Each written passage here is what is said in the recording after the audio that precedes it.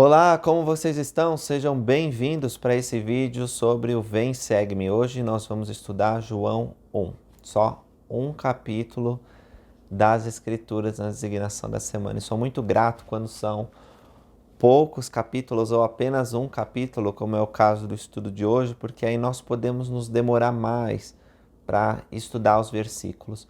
E quantas doutrinas sumamente importantes nós temos aqui em João 1.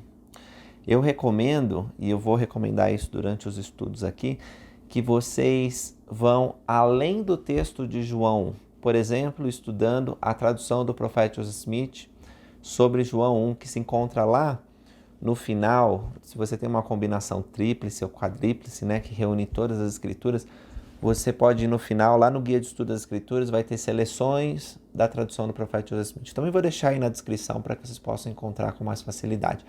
Mas lá tem quase todo o capítulo de João 1, traduzido pelo profeta, que traz muito mais esclarecimento sobre o que verdadeiramente João estava querendo dizer nesse primeiro capítulo do seu evangelho. Também existem outras escrituras, Doutrina e Convênios, o Velho Testamento, o próprio Novo Testamento, outros livros que vão nos ajudar a compreender mais aqui a passagem de João. Antes de começar a entrar no texto propriamente dito, eu queria falar um pouco quem era João, o que nós sabemos sobre João, o escritor desse evangelho, que é um evangelho diferente dos outros três, Mateus, Marcos e Lucas. Nós vemos muita similaridade entre aqueles três, e eu já falei para vocês em outros vídeos um pouco sobre cada um deles, mas João, ele dá uma visão mais íntima, uma visão mais pessoal sobre o ministério do Senhor Jesus Cristo. E tem algumas outras diferenças também que eu vou falando. Mas primeiro vamos lá. Bom, João, ele era um judeu. Ele é chamado como o filho de Zebedeu. Quem é Zebedeu, eu não sei. Mas era alguém que possivelmente tinha alguma importância, algum renome naquela região. Talvez fosse um pescador famoso e João e o irmão dele, seguindo a profissão do pai, o negócio do pai, estavam lá pescando. Porque quando Cristo o encontra, ele é um pescador. Marcos, ele fala sobre isso logo no comecinho do evangelho dele. Agora, João, ele se tornou um discípulo do xará dele, João Batista, que estava pregando arrependimento. Ele era um discípulo fiel de João Batista. E quando João Batista, vocês vão ver no nosso estudo também, ele testifica que Jesus é o Cristo, então João, o escritor aqui do Evangelho, o pescador, ele deixa de seguir João Batista e passa a seguir o Senhor Jesus Cristo. E ele vem a se tornar um apóstolo ordenado de Jesus Cristo. E nesse sentido se torna um dos apóstolos, vamos dizer assim, não queria dizer mais importante, porque acho que Cristo considera todos os seus discípulos com a mesma importância. Contudo, João, ele se torna próximo do Salvador de uma maneira bem peculiar. Ele, junto com Tiago e Pedro, são os únicos que, por exemplo, estão no Monte da Transfiguração. Ou quando Cristo, ele vai fazer o sacrifício infinito e eterno, começar esse sacrifício no jardim do Getsemane, ele deixa os discípulos num lugar, mas leva os três, Pedro, Tiago e João, para mais próximo. E então João, ele estava em alguns eventos especiais, como por exemplo a cura da filha de Jairo. Parece que o Salvador queria treinar ele, porque sabia que ele faria parte da primeira presidência, da liderança da igreja, assim que ele subisse aos céus. Então ele tem essa conexão próxima com o Salvador. E ele mesmo se descreve com essa conexão próxima, porque ele diz que era o discípulo amado, o discípulo a quem Jesus amava. E eu não vejo, como algumas pessoas veem, um favoritismo de Cristo para João. Eu acho que não era isso. Eu acho, não obstante, que se nós tivéssemos o privilégio de andar com o Salvador, como João teve, talvez nós nos sentíssemos como ele. Eu, sem dúvida, sou o favorito do mestre, né? Eu, sem dúvida, sou aquele que ele ama. Porque acredito que Cristo, ele tinha uma maneira muito perfeita de transmitir o quanto ele confiava em seus discípulos, o quanto que ele amava e desejava que eles progredissem. Então, sabe um pai ou uma mãe que tem vários filhos e às vezes pode surgir um ciúmes entre os filhos, dizendo, ele é o favorito ou aquela é a favorita. E isso a gente já viu até nas escrituras, né? Famílias grandes brigando entre si, até chegar ao ponto de vender o próprio irmão para uma nação estrangeira como escravo. Mas aqui eu acho que Cristo, ele conseguia, como só talvez um Deus consegue, mostrar um amor perfeito a cada um que estava lá. E cada um sentia essa abundância e completude do amor. Então, como João está escrevendo, talvez se nós tivéssemos, nós temos apócrifos, mas nós não temos a origem correta, nós não sabemos exatamente se é, por exemplo, o testemunho de Pedro, né? O Evangelho segundo Pedro, e tem alguns outros apóstolos do Senhor que aparentemente escreveram o Evangelho, mas não dá para saber se é ou não, então não são aceitas como cânone. Elas são aceitas como livros apócrifos, que a gente pode estudar, mas a gente não sabe se a tradução ou se as informações lá são verídicas ou não. Então a gente não usa para o nosso estudo. Mas se tivesse chegado até nós um relato parecido com o de João de outros apóstolos, não estou dizendo que todos escreveram também, né? Mas eu tenho certeza que se pudéssemos ver os sentimentos dele, eles também diriam, eu era o discípulo amado, eu era o apóstolo amado, né? Porque acho que Cristo, ele demonstra amor sem favoritismo, sem preferir um ou outro. Como o livro de Mórmon ensina, aquele que guarda os mandamentos, esse sim é favorecido. Então, como todos aqueles apóstolos e os discípulos, por extensão, estavam procurando seguir o mestre, ele demonstrava o mesmo tipo de amor. Agora, existe um nome que o Salvador deu a João e o irmão dele. Ele também deu nome a outros discípulos, como nós vamos ver no caso de Pedro, né? Mas para João e para o irmão dele, ele chamou de Boanerges, ou seja, filhos do trovão. Eu acho que Cristo não estava chamando Zebedeu de o trovão, né? Um homem talvez irritado, impaciente. Não é nesse sentido que eu acho que a interpretação tem que ir. Eu acho que ele estava querendo dizer algo sobre a coragem e a força que esses discípulos tinham. Eles estavam dispostos a realizar tudo em nome do Mestre, com grande poder e autoridade. Talvez Cristo, vendo mais do que eles viam em si mesmo, pôde dar esse nome. Vocês são os filhos do trovão, né? E, bom, João, ele é tão importante falar de João porque tem a ver com os últimos dias também. A gente vai ler sobre isso mais para frente, para o final do relato de João. Já estudamos em Doutrina e Convênios e na ocasião do livro de Mórmon, quando a gente falou dos 3 discípulos, sobre João o Amado, né? A gente chama João Amado ou João Teólogo. Ele também escreveu, além do Evangelho de João, 3 epístolas do Novo Testamento e o Apocalipse. E aí, quando a gente fala Apocalipse, a gente se refere a João o Teólogo, ou João o Visionário, o Revelador, coisa assim. Aí é o mesmo homem. E quando a gente lê essas outras escrituras, como eu estava dizendo, a gente entende que João não morreu. E isso está também no texto do Novo Testamento, embora várias pessoas não entendam bem o que está querendo dizer, vê como uma maneira simbólica. Mas Jesus Cristo de fato abençoou João para que ele permanecesse na terra sem provar a morte. A mesma coisa aconteceu com 3 discípulos no livro de Mórmon. E quando ele está fazendo isso lá em 3º Nef, no finalzinho, Cristo diz, vocês estão desejando a mesma coisa que meu servo João desejou enquanto estava na carne. Ou seja, permanecer aqui, pregar o evangelho a toda a nação, tribo, língua e povo, ajudando a trazer almas a mim. E quando eu voltar em minha glória, vocês não vão passar pela morte, mas numa transformação, onde vão deixar esse estado que não é mais mortal que eles estão, né? Um estado imortal, mas não é o estado final deles. A gente chama essa mudança que houve no corpo dos três nefitas e João de transladação, né? Não era apenas uma transfiguração que aconteceu no monte, onde Jesus está com Moisés e Elias, e Pedro, Tiago e João ficaram assustados, eles tiveram que ser transfigurados para suportar aquela presença, onde o próprio Cristo se transformou num ser de luz. Não é esse tipo de transformação temporária para suportar visões da eternidade.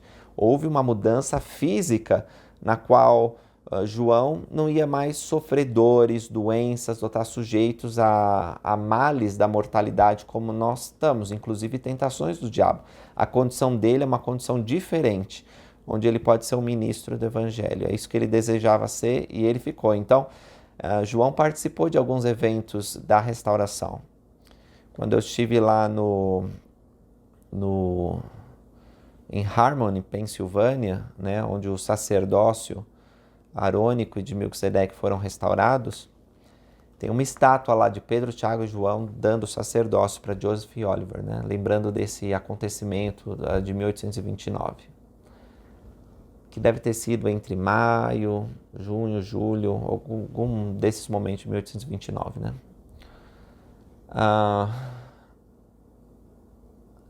Eu fico imaginando assim, Pedro e Tiago descendo do céu, né? E talvez João andando, não sei. É claro que ele recebe poderes também para cumprir sua missão, e ele pode talvez exercer alguns desses poderes, como aparecer como um ser de luz. Eu não sei como é a natureza de um ser transladado.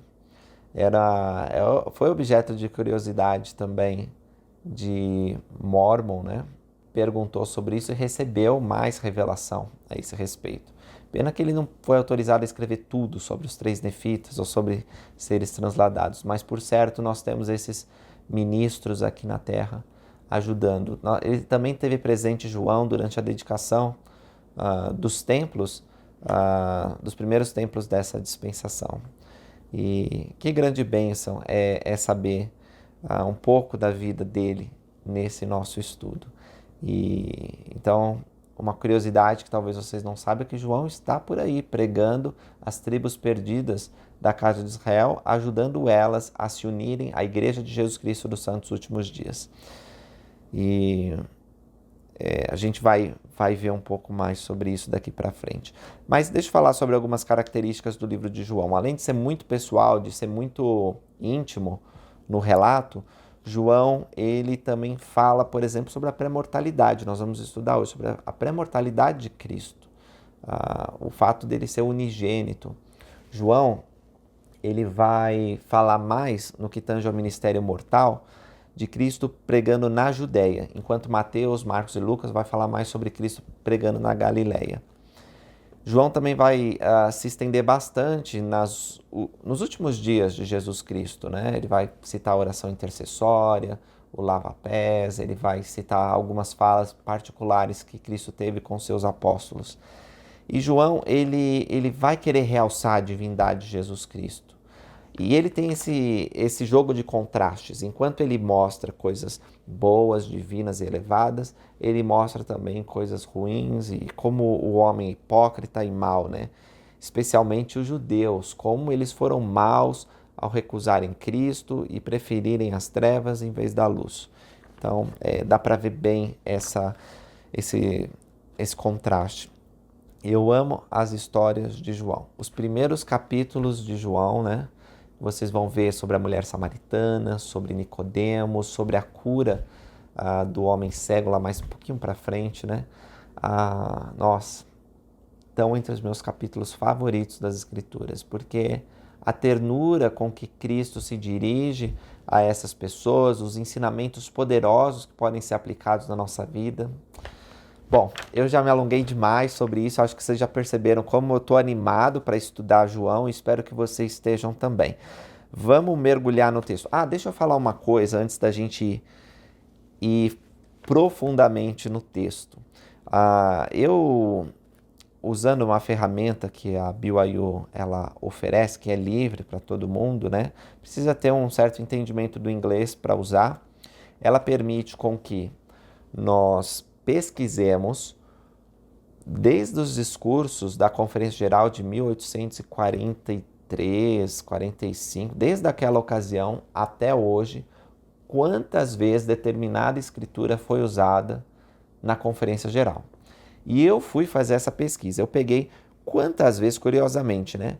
Já que a gente tem um capítulo para estudar, deixa eu ver João 1. Quantas vezes foi mencionado desde lá dos anos 40 até 2023.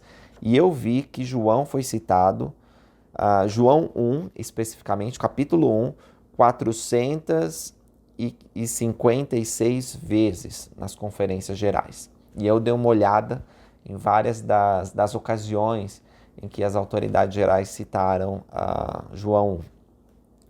João, o livro de João, aí eu fui ver, né? Tá bom, João é citado assim, deixa eu ver o livro de João.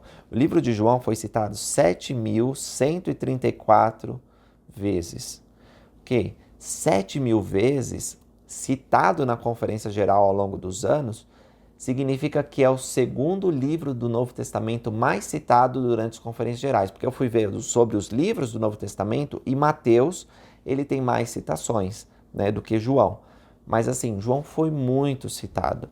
E só para vocês terem uma ideia, o Novo Testamento, o livro de João, especificamente, ele é bem mais citado do que livros do livro de Mórmon. O livro de Mórmon, a parte que é mais citada nas conferências gerais de 1940 até 2023, é Alma. Alma é o livro mais citado de longe, com 4.871 referências, né? Então, a autoridade geral, o líder da igreja, ele usa uma escritura e aí eles colocam nesse índice.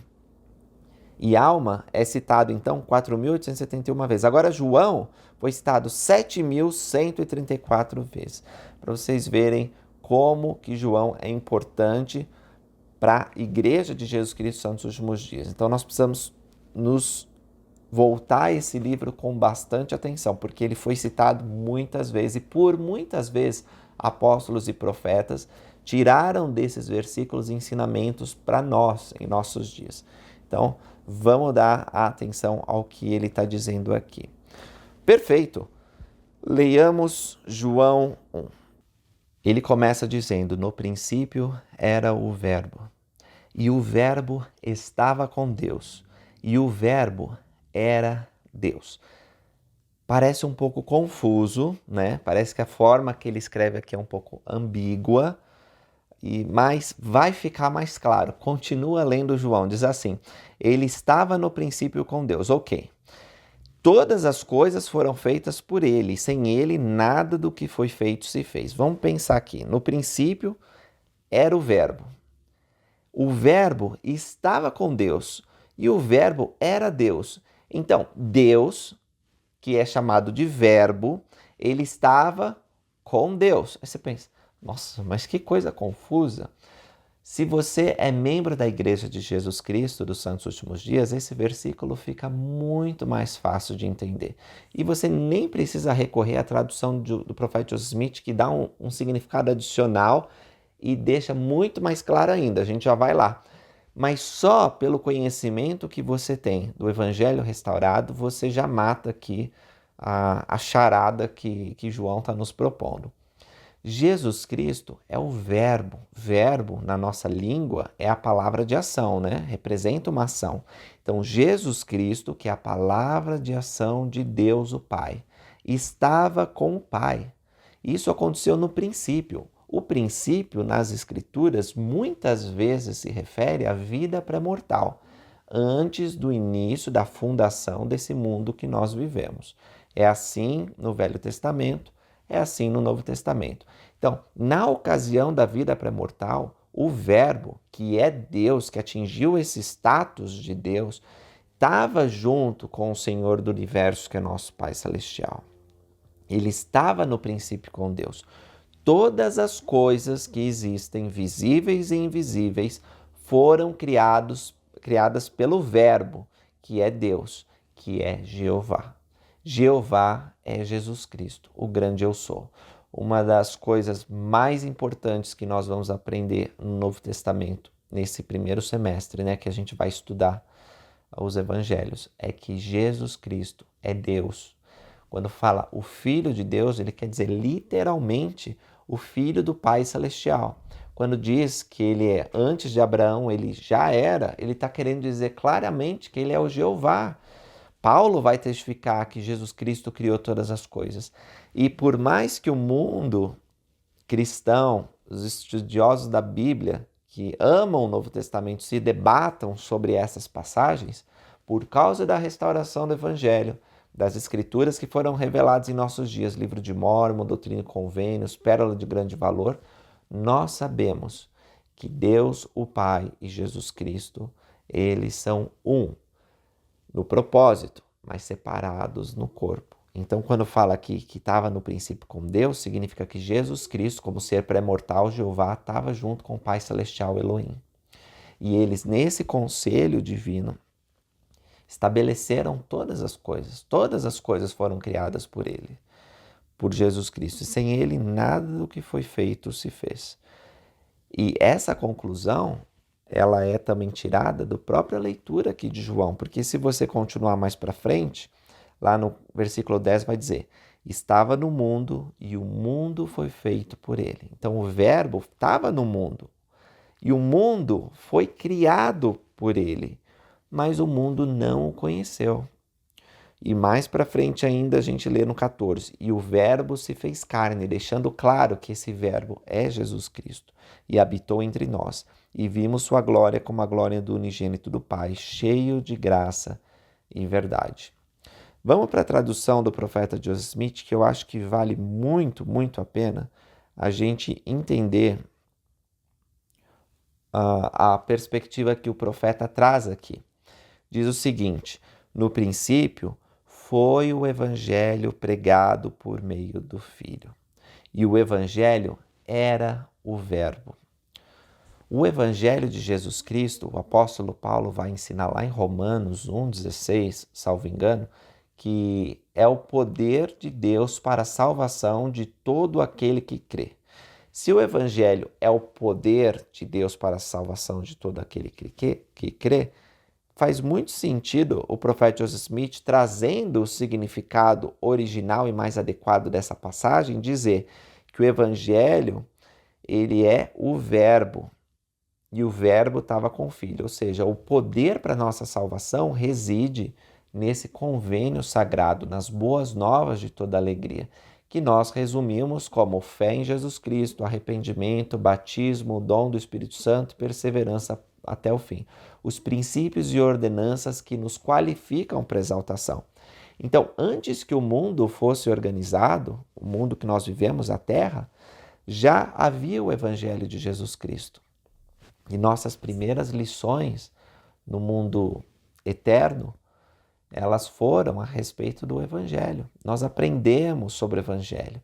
Essa é uma das razões porque quando os missionários eles vão pregar, as pessoas que ouvem com sinceridade sentem que aquele ensinamento faz sentido, que aquelas coisas que eles estão dizendo soam familiar.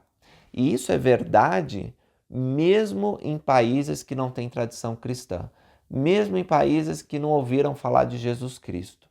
Quando eles ouvem, esses pesquisadores sinceros, os missionários testificando sobre fé, arrependimento, batismo do Espírito Santo, algo neles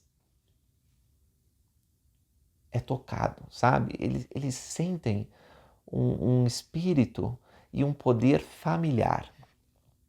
E isso é porque eles aprenderam antes de nascer o Evangelho. Eles passaram pelo véu, eles esqueceram, então nesse mundo solitário e triste, procurando a verdade, muitas vezes sem capacidade de encontrar por si mesmos. Mas quando finalmente esses ministros pregam, seja aqui, nesse lado do véu, no próximo, o Evangelho soa familiar. E isso é porque eles aprenderam sobre o poder de Deus antes de nascerem. E nem o véu pode resistir quando o Espírito de Deus, que flui através dos missionários, toca o coração dessas pessoas que têm a luz de Cristo. E elas passam a reconhecer que aquilo é bom para elas, que aquilo faz sentido. Bom, No princípio foi o evangelho pregado por meio do Filho. O evangelho era o verbo estava com o Filho, porque o evangelho é de Jesus Cristo, o evangelho é dele, vem dele. E o Filho estava com Deus, e o Filho era de Deus. O mesmo estava no princípio com Deus. Todas as coisas foram feitas por ele, sem ele nada do que foi feito se fez. Nele, Cristo, estava o evangelho era a vida, e a vida era a luz dos homens. E a luz resplandece no mundo, e o mundo não a percebe. Houve um homem enviado de Deus. Bom, aqui já vai falar de João, já vou tratar disso. Mas no 10, que eu li para vocês também na versão de João Ferreira de Almeida, agora vou ler na tradução do profeta Joseph Smith. Sim, o Filho de Deus, ele que estava no mundo, e o mundo foi feito por ele, e o mundo não o conheceu. E mais para frente, no 14, e o mesmo verbo se fez carne, e habitou entre nós, e vimos a sua glória como a glória do unigênito do Pai, cheio de graça e verdade. Então, o Evangelho de Jesus Cristo, que é o verbo, se fez carne no sentido que Jesus Cristo incorpora todas as verdades e princípios que precisamos para a nossa salvação. E ele é o unigênito do Pai. Vamos continuar lá no texto de João. Diz o seguinte: em Jesus estava a vida, e a vida era a luz dos homens. A luz resplandece nas trevas, e as trevas não a compreendem. Agora vamos falar de João Batista. Houve um homem enviado de Deus, cujo nome era João. E é interessante ver como João, escritor, né, João amado, ele introduz o evangelho dele. Ele fala da pré-mortalidade de Cristo, do chamado divino que ele recebeu antes de nós nascermos. E aí, ele não fala do nascimento de Jesus Cristo. Ele não fala sobre... Ele devia saber sobre os magos, sobre Maria. Ele aprendeu essas coisas depois, né? Porque se Lucas, que não teve com Jesus Cristo durante a mortalidade, aprendeu, claro que ele ia aprender também. Ele sabia sobre isso, né? Mas ele decidiu, por algum motivo, não escrever essas coisas. E depois de falar da pré-mortalidade de Cristo, imediatamente falar de João. E eu vejo isso como algo muito natural, porque João foi ensinado por João Batista. Ele era judeu, ele estudava as escrituras dos judeus, provavelmente ia para a sinagoga, se esforçava. Mas quando João Batista começou a pregar, algo capturou a atenção dele, de tal forma que ele começou a seguir João Batista, se tornou um discípulo e foi batizado provavelmente por João Batista e foi fiel a João Batista. Então, quando ele fala sobre isso, sobre Cristo ser o verbo, que tem um evangelho, ele faz uma conexão imediata com a conversão dele. E ele diz assim: o evangelho de Jesus Cristo, que é o poder da salvação, veio para mim através de João Batista inicialmente. E eu aprendi sobre fé, arrependimento e batismo com esse profeta de Israel. E aí ele vai conectar João Batista com Jesus Cristo, que traz o Espírito Santo e o poder da vida eterna para efetivar a nossa salvação eterna. Então, eu gosto da forma que ele apresenta aqui, como contando a sua própria história de conversão, né? Sabendo que João Batista teve uma importância muito grande para o mundo, para preparar o caminho, mas para ele pessoalmente. E olha só, né? Quando Herodes vai mandar decapitar João, e a gente vai estudar sobre isso, talvez ele estava pensando que colocou fim naquele perturbador de Israel. Não só João já tinha cumprido a missão de preparar o caminho para Cristo, como tinha preparado pessoas para irem até Cristo. E talvez uma das mais significativas personalidades que tenham sido influenciadas pela pregação de João Batista foi João amado. Ele não só se tornou um poderoso apóstolo do Senhor Jesus Cristo naquele tempo, mas ele é um grande ministro do Evangelho nos dias de hoje. Quando a gente fala assim, vamos falar quem era João, talvez nós tenhamos que corrigir essa pergunta e dizer quem é João, porque ele está aqui entre nós pregando o Evangelho. E isso não é absurdo para quem estuda as Escrituras e vê que Deus o designou como ministro nesses últimos dias. Uma das coisas que João diretamente fez para você é ter participado da restauração do sacerdócio de Melquisedeque, como eu falei no começo. nós não teríamos as bênçãos do templo, não teríamos o dom do Espírito Santo, não teríamos muitas e muitas coisas se João não tivesse voltado junto com Pedro e Tiago para restaurar essas chaves nesses últimos dias. E João não existiria, né, se não fosse João Batista pregando o Evangelho. Imagine se João Batista não tivesse cumprido a missão dele. Será que João teria se tornado discípulo de Jesus Cristo? Será que Jesus Cristo até teria vindo naquela ocasião, né? Ou mais para frente? Era preciso que alguém preparasse o caminho dele. Então, são coisas que a gente tem que pensar, né? E ser grato, porque se não fosse João Batista, João amado não teria se preparado para reconhecer o Messias quando o momento chegasse. E ele continua dizendo que Cristo estava no mundo, o mundo foi feito por ele, o mundo não conheceu. Interessante, né? O Criador do universo criou as plantas, os animais, o nosso corpo. Nesse momento da criação, o próprio Pai Celestial estava envolvido. E ainda assim, ele sendo Deus de Israel, conduzindo Israel por tantos e tantos anos, desde que o libertou do Egito, aquele povo não reconheceu o Messias, a grande maioria, né? Mas aqueles que o reconheceram, diz o seguinte no 12: mas todos os quantos o receberam, deu-lhes o poder de serem feitos filhos de Deus, a saber, aos que creem no seu nome, os quais não nasceram do sangue, nem da vontade da carne, nem da vontade do homem, mas de Deus. Então Jesus Cristo, ele nos concede a possibilidade de nascer de novo, não pelo sangue, não pela vontade do homem, não pela vontade da carne, mas por Deus. Água, sangue e espírito, 3 elementos que estão presentes no nosso primeiro nascimento, são também simbolicamente reunidos no segundo nascimento, que é o nascimento no reino dos céus. Nós somos batizados pela água, nós recebemos o dom do Espírito Santo, simbolizando o espírito que todo mortal tem. Para estar aqui na mortalidade, você precisa ter corpo e espírito. Se você não tem espírito, você morre. E também o sangue de Jesus Cristo, porque é através da expiação dele que podemos nos tornar filhos dele e ter vida eterna. Ele continua: e o Verbo se fez carne e habitou entre nós, e vimos a sua glória, como a glória do unigênito do Pai, cheio de graça e verdade. Deixa eu explicar essa palavra unigênito. É um ponto doutrinário muito importante que nós, membros da Igreja de Jesus Cristo, precisamos saber na ponta da língua. Unigênito significa o único filho que Deus, nosso Pai Celestial Elohim, ele tem aqui na Terra na mortalidade. Maria, ela, de algum modo milagroso, mesmo virgem, ficou grávida. Como isso aconteceu, para nós é um mistério, nós não sabemos, mas aconteceu, dizem as Escrituras. Então, Jesus Cristo, ele tinha os genótipos e os fenótipos não só de sua mãe mortal, mas de seu pai imortal.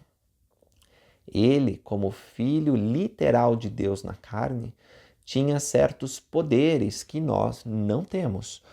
E alguns dos poderes de Jesus Cristo era de que ele podia decidir quando morrer. Por isso, se a gente fala, né, que os judeus mataram Jesus Cristo, não é muito correto isso aí, porque ele escolheu quando morrer. Ele poderia ter ficado naquela cruz para sempre, se ele quisesse. Ele poderia ter descido daquela cruz, se ele desejasse, porque ele tinha esse poder da divindade, onde os elementos obedeciam a ele, inclusive os elementos que compunham o seu corpo físico. E algumas pessoas, pensando isso, podem supor que a vida de Jesus Cristo na mortalidade tenha sido mais fácil, porque ele tinha esse controle de forma alguma. Ele foi tentado, ele sofreu dores e aflições como qualquer mortal. Significa que ele ficou doente, ele teve diarreia, ele vomitou, ele teve febre, e ele poderia ter escolhido não sofrer essas coisas, mas ele nunca abusou do poder da divindade dele. O Elder Callister, que escreveu o livro A Expiação Infinita, deixou isso mais claro. Queria ter o livro aqui para poder ler para vocês, mas quem tiver acesso vai lá, vale a pena. Ele disse que Jesus Cristo, ele nunca usou esse poder de maneira a se livrar de alguma tentação ou alguma dor. Ele apenas usou o poder do lado de Deus quando extremamente necessário para cumprir a sua missão divina. Por exemplo, na expiação, no momento em que ele está suando sangue, Se ele não usasse o poder divino dele, ele não ia conseguir completar a missão de expiar por nossos pecados, satisfazendo a justiça e nos oferecendo a misericórdia. Porque o corpo físico dele, como qualquer um de nós, só simplesmente não ia aguentar, né? Um pouco de sangue saindo pelos poros já seria o suficiente para a gente desmaiar, morrer, uma dor insuportável. Mas para ele não era insuportável, porque ele tinha essa parte divina, ele era filho unigênito do Pai na carne. Sendo assim, né, até uma redundância, filho unigênito do Pai na carne, porque unigênito já quer dizer filho de Deus na carne. Mas o que eu quero dizer para vocês é que Cristo, ele era Deus aqui na mortalidade, mas ele não usava o poder divino dele de modo indiscriminado, egoísta. Pelo contrário, como a alma ensina, ele decidiu descer, se tornar um mortal como nós, para conhecer o nosso sofrimento e as nossas dificuldades, passando pela experiência que nós passamos. Ele passou pelo véu do esquecimento. Ele teve que crescer de graça em graça. O apóstolo Paulo depois vai falar, né, sobre isso, que menor que os anjos, ele vai usar alguma expressão nesse sentido aí que a gente vai ver depois, mas Cristo, ele passou pelas dificuldades que nós passamos, porque ele possa saber como socorrer a cada um de nós. Então, não se enganem com esse termo, filho unigênito, e quando a gente falar da divindade de Jesus Cristo. Não se enganem também pensando que ele era um homem como eu e vocês, né? Ele era um homem no sentido de que sofria como homem, mas ele era Deus na carne. E ele era alguém que não cedia às tentações, não cometia equívocos, pecados, não. Nesse sentido, ele era bem diferente de nós. Nunca na sua boca se achou engano, dizem as Escrituras. E João, está falando aqui de João Batista, João testificou dele e clamou dizendo: esse era aquele de quem eu dizia, o que vem depois de mim é antes de mim, porque era primeiro do que eu. E todos nós recebemos também da sua plenitude, graça por graça, porque a lei foi dada por Moisés, a graça e a verdade vieram por Jesus Cristo. Deus nunca foi visto por ninguém. O Filho unigênito que está no seio do Pai, ele nulo revelou. Muitas pessoas, só também um esclarecimento doutrinário aqui rapidinho, porque no 18 diz que Deus nunca foi visto por ninguém, talvez cause alguma confusão. E se vocês olharem as escrituras que estão relacionadas aqui no versículo 18, vocês vão ser guiados para duas. Uma que está no próprio livro de João e outra que está em Doutrina e Convênios 67. Pois em tempo algum na carne homem viu Deus, a não ser vivificado pelo Espírito de Deus. E em João diz, não que alguém visse o Pai, senão aquele que é de Deus, este viu o Pai. Então deixa claro que pode-se ver o Pai, pode-se ver Deus. Nós lemos que Moisés falava com Deus face a face.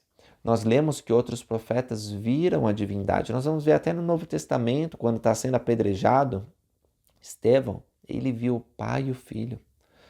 E nessa dispensação nós sabemos que o profeta Joseph Smith viu o Pai e o Filho.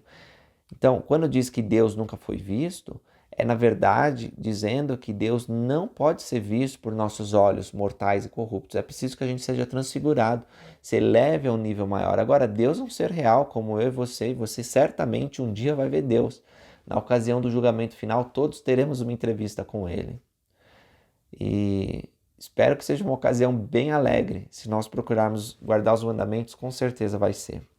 Mas se nós desacreditarmos no que está nas Escrituras e não vivermos segundo o Evangelho, pode ser uma ocasião assustadora quando aqueles olhos puros, santos e amorosos tiverem que executar justiça, né, porque nós decidimos deliberadamente não obedecer seus mandamentos. E este é o testemunho de João, quando os judeus mandaram de Jerusalém sacerdotes e levitas para lhe perguntassem, quem és tu? Também essa outra parte agora, que vai ter a partir do 19, quando esses judeus, a liderança dos judeus fica preocupado com as pregações de João, também é esclarecido pela tradução do profeta Joseph Smith. Mas eu vou continuar no texto bíblico, e aí se precisar qualquer coisa eu falo sobre a tradução do profeta. E diz assim, e confessou e não negou, mas confessou, eu não sou Cristo. Então ele não era Jesus Cristo. E ele vai dizer, a gente vai ver também mais para frente, é necessário que Cristo cresça e eu desapareça. E ele vai mandar os discípulos dele irem para Jesus Cristo. Ele não quer ser o centro das atenções, ele sabe que ele tem que direcionar as pessoas para Cristo. A mesma coisa nós, e esse é um princípio importante para cada pessoa que ministra o Evangelho. Seja o ministrador, seja pai, seja mãe, seja professor do Evangelho, seja líder da igreja. A atenção nunca tem que acabar em nós. Nós temos que levar as pessoas para Jesus Cristo e fazer como João Batista fez. E perguntou-lhe, né? Quem és então? Se você não é o Cristo, quem que você é? És tu Elias? E ele disse, não sou. És tu profeta? E ele respondeu, não. Agora, essa parte do 21 eu vou pegar a tradução do profeta Joseph Smith, que eu acho que vai ficar mais claro para a gente entender. Deixa eu abrir aqui. Porque, na verdade, o diálogo foi um pouquinho mais longo do que está dizendo. E disseram-lhe, pois, quem és tu, para que demos resposta àquele que nos enviaram? Que dizes tu de ti mesmo? E João respondeu, eu sou a voz que clama no deserto, endireitai o caminho do Senhor, como disse o profeta Isaías. E os que tinham sido enviados eram dos fariseus, e perguntaram-lhe, e disseram-lhe, por que batizas, pois, se tu não és o Cristo, nem Elias que restauraria todas as coisas, nem aquele profeta? João respondeu-lhes, dizendo, eu batizo com água, mas no meio de vós está um quem vós não conheceis. Ou seja, João já estava dizendo, já está aí entre vocês. Este é aquele de quem presto testemunho. Ele é aquele profeta. Sim, Elias, que vindo após mim, é antes de mim, cuja correia das sandálias eu não sou digno de desatar, e cujo lugar não posso ocupar, porque ele batizará não apenas com água, mas com fogo e com o Espírito Santo. E aí eu vou voltar então para o texto original. Ficou mais claro? Eles estavam perguntando aos judeus se ele era Elias, e ele disse, não, eu não sou aquele profeta Elias. Embora João tenha vindo no espírito de Elias, como o Senhor Jesus Cristo vai testificar mais para frente no Novo Testamento. Essas coisas aconteceram na Betânia, do outro lado do Jordão, onde João estava batizando. No dia seguinte, que teve essa entrevista, olha o que aconteceu. Jesus veio para João, e foi a ocasião em que João o batizou, e nesse momento João testificou, eis aqui o Cordeiro de Deus que tira o pecado do mundo. Este é aquele do qual eu disse, após mim vem um homem que é antes de mim, porque era primeiro do que eu. Eu não conhecia, João não sabia que Jesus era o Messias. Talvez eles tivessem um relacionamento, né? Alguns dizem que eram primos, pode ser que Maria e Isabel eram primas, e que eles tenham se conhecido em algum momento antes disso. Certamente João sabia que Jesus era alguém fiel e que portava o sacerdócio de Melquisedeque, porque na ocasião em que Jesus vem, ele diz, a gente vai ler sobre o batismo de Jesus Cristo, vou poder compartilhar nessa ocasião meus pensamentos sobre isso, mas naquele momento Jesus diz, aliás, João Batista diz para Jesus, eu careço de ser batizado por ti, vem tu a mim, né? Então, mas quando João recebeu o sinal da pomba e viu a voz de Deus, ele passou a testificar, esse é o Messias, esse é o Cristo. Eu vi o Espírito descer do céu como uma pomba e repousar sobre ele. E eu não conhecia, mas o que me enviou a batizar com água, esse me disse, sobre aquele que vires descer o Espírito e repousar sobre ele, esse é o que batiza com o Espírito Santo. E eu vi e testifiquei que esse é o Filho de Deus. Já pensou você poder ouvir o testemunho de João? Poderoso seria isso, hein? No dia seguinte, João estava outra vez ali, e 2 dos seus discípulos. E vendo Jesus andar por ali, disse, eis aqui o Cordeiro de Deus. Então ele testificou para aqueles 2 discípulos. Esse é o Messias, esse é o Cordeiro de Deus. E Jesus, voltando-se e vendo que eles o seguiam, disse-lhes, que buscais? E eles lhes disseram, Rabi, que traduzido quer dizer mestre, onde moras? E ele lhe disse, vinde e vede. Foram e viram onde morava, e ficaram com ele aquele dia, e era já quase a hora 10ª. Era André, irmão de Simão Pedro, um dos 2 que ouviram aquilo de João e o haviam seguido. Este achou primeiro seu irmão Simão e disse-lhe, já achamos o Messias, que traduzido é o Cristo. e levou-o a Jesus. E olhando Jesus para ele, disse: Tu és Simão, filho de Jonas. Tu serás chamado Cefas, que por interpretação quer dizer Pedro. Também recomendo que esse versículo vocês leiam na tradução do profeta Joseph Smith, que deixa muito mais claro o futuro de Pedro. Quando Jesus Cristo vê aquele homem, já chama ele para ser um discípulo mais chegado e para treinar ele para ser o vidente. A pedra do testemunho, né, seria simbolizada pelo testemunho de Pedro. No dia seguinte, quis Jesus ir a Galiléia, encontrou Filipe e disse-lhe: Segue-me. E Filipe era de Betsaida, cidade de André e de Pedro. Filipe, por sua vez, encontrou Natanael, que nos outros evangelhos é chamado de Bartolomeu. Alguns apóstolos vocês vão ver que eles têm dois nomes, né? Dependendo do evangelho, muda o nome, mas aqui a gente sabe que Natanael é Bartolomeu. E disse-lhe, então Filipe vai lá para o amigo dele e fala assim, ó: encontramos aquele de quem Moisés escreveu na lei e os profetas, a saber, Jesus de Nazaré, filho de José. Uma coisa que eu logo percebo aqui é que Filipe e Natanael, eles tinham uma relação próxima, talvez até da mesma família, talvez fossem amigos.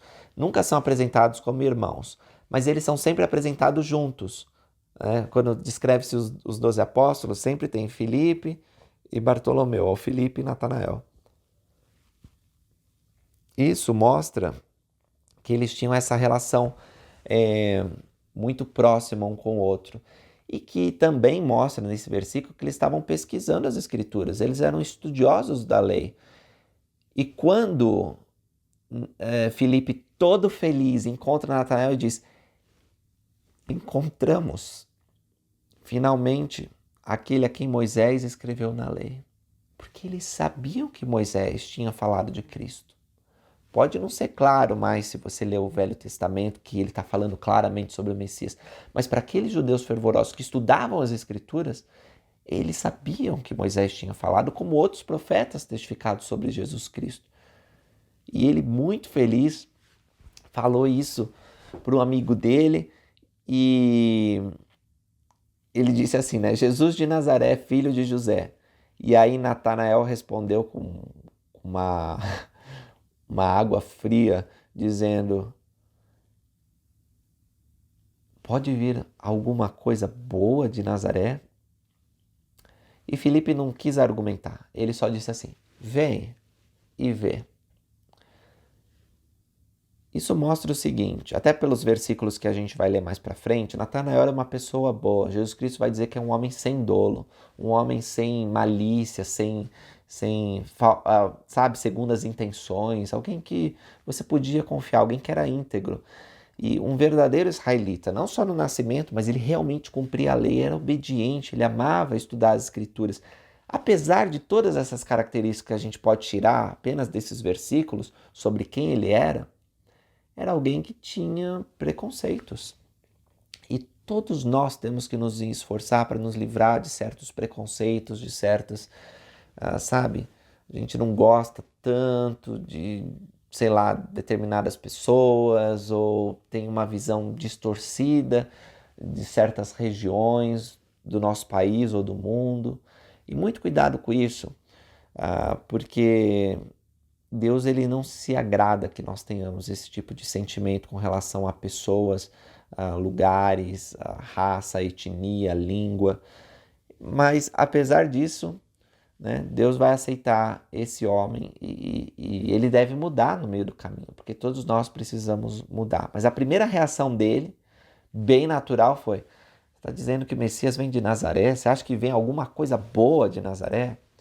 Isso é parecido, fazendo uma reflexão para os nossos dias, quando algum líder é chamado no nosso meio e a gente tem um sentimento de: mas esse aí vem de Nazaré, né? Simbolicamente. Esse aí eu vi crescer, ou esse aí vem de São Paulo, ou esse aí não tem um emprego bom, esse aí ele não tem formação, esse aí aqui. E a gente começa a pensar que uma pessoa ela não é digna de ter determinado chamado simplesmente por causa da origem dela, simplesmente por causa que não tem algum um requisito que a gente pensa que tem que ter, né? Muito cuidado com isso.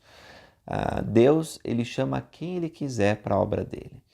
E como nós vamos ver aqui no caso de Natanael, muitos dos líderes foram preparados antes mesmo de estarem aqui na terra. Não pensa que o que qualificou Natanael para ser um apóstolo do Senhor Jesus Cristo foi o treinamento dele na mortalidade, o estudo dele das Escrituras, ele ter sido... Isso também foi muito importante para que chegasse naquele momento e Cristo pudesse chamar ele. Mas quando Cristo fala que conhecia ele na figueira, na verdade está querendo dizer que conhecia ele inteiramente. Conhecia o espírito dele, conhecia a disposição dele na pré-mortalidade. Sabia que ele tinha sido valente antes de nascer e lutado contra Lúcifer e suas hostes e pelo poder de Deus vencido. Vamos continuar lendo, diz assim: E Jesus viu Natanael vir ter com ele e disse-lhe: Eis aqui um verdadeiro israelita em que não há dolo. Disse-lhe Natanael: De onde me conheces tu? Ainda meio incrédulo, provavelmente, né? Jesus respondeu e disse-lhe: Antes que Filipe te chamasse, eu te vi, estando tu debaixo da figueira. Natanael respondeu e disse-lhe: Rabi, tu és o Filho de Deus, tu és o Rei de Israel. Jesus respondeu e disse-lhe: Por que disseste, vi-te debaixo da figueira, crês? Coisas maiores do que essa verás.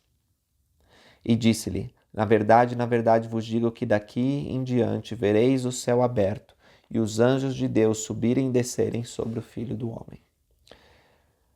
Tenho muitos comentários sobre isso. Primeiro, o convite maravilhoso de Filipe: vem e vê. Meus irmãos e irmãs, vamos ser missionários tão eficazes quanto Filipe. Vamos convidar as pessoas para virem verem. Nós não precisamos entrar em muitos argumentos, tentando provar que nós estamos com a verdade, que o livro de Mórmon é realmente a palavra de Deus por causa das descobertas arqueológicas, que Joseph Smith foi um profeta, porque tudo isso é muito bom e nós podemos usar todo esse conhecimento e todos esses argumentos, mas o que realmente vai levar as pessoas à conversão é elas virem por si mesmas. Elas têm que andar, tomar uma ação e vir e ver, provar da fonte por si mesmas. Venham para a igreja, olhem como a igreja opera. Olhe o poder de Deus, os anjos descendo e subindo. Participem conosco das atividades de serviço. À medida que as pessoas participam da igreja, que elas têm contato com o Evangelho, com as Escrituras, que elas olham os programas maravilhosos que a igreja desenvolve, então elas vão poder reconhecer que o poder de Deus está lá. Vão poder reconhecer que Jesus Cristo é que é o verdadeiro cabeça dessa igreja. Então convidem elas para virem e verem. Às vezes a gente tem que ser paciente, porque as pessoas elas não querem vir e ver, elas querem falar de coisas que elas nem conhecem, né? Mas o convite tem que ser feito e nós podemos nos regozijar nisso. Se as pessoas optarem por não vir e por não ver, nós vamos continuar com a amizade, nós vamos continuar tentando ajudar, mas temos que deixar claro a nossa oferta. Vem aqui e veja. E muitas delas vão ser que nem Natanael.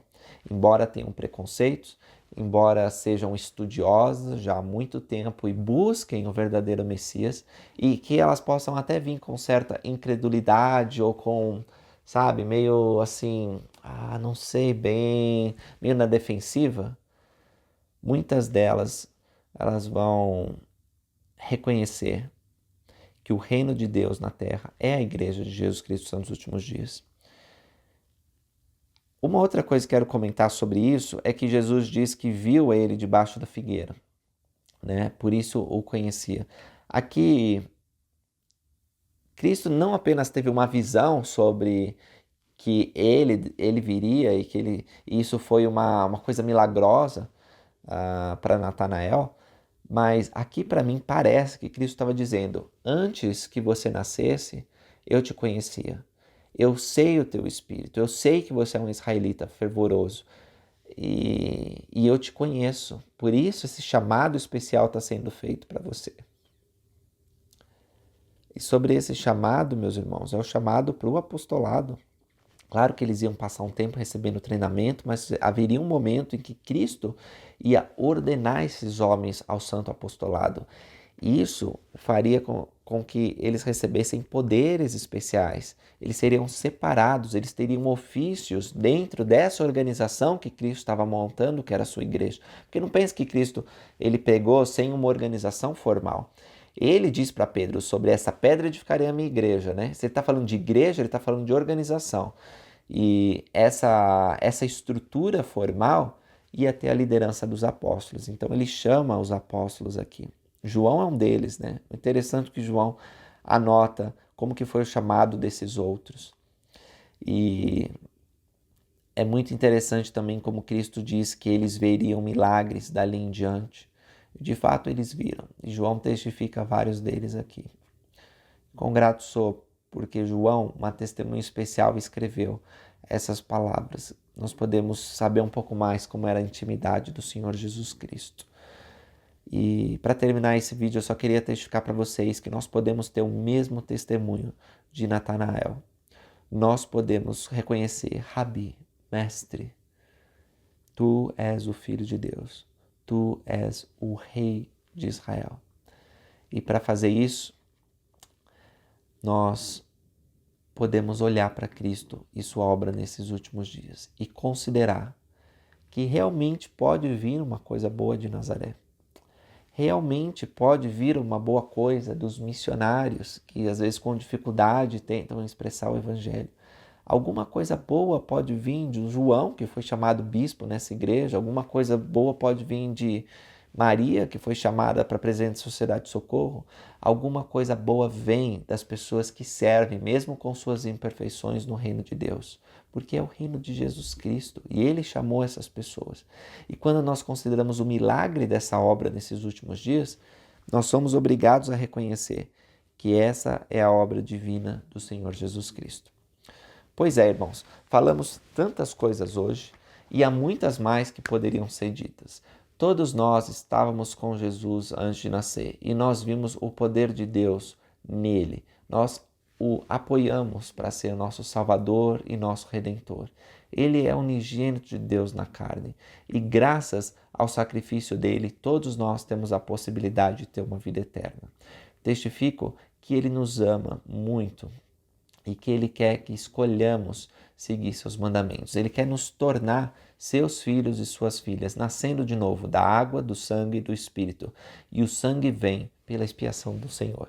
Obrigado por terem assistido esse vídeo. Peço que vocês curtam, se vocês gostaram, compartilhem com os amigos de vocês, se inscrevam no canal. Esses vídeos também eles são lançados em formato de podcast, o que permite com que vocês ouçam sem precisar ficar vendo minha cara, o que para vocês deve ser uma grande vantagem. Então vocês também podem seguir nas plataformas de podcast.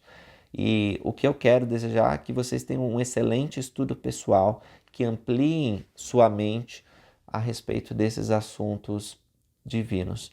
E lembro vocês que existem outros muitos vídeos de irmãos e irmãs que falam sobre as Escrituras, tanto no Videira Verdadeira, na Central do Livro, mudou o nome, Central das Escrituras, como em outras páginas, como Estandarte da Liberdade, Cristo Vivo e membros da Igreja de Jesus Cristo. Obrigado, encontro vocês no próximo vídeo. Até mais.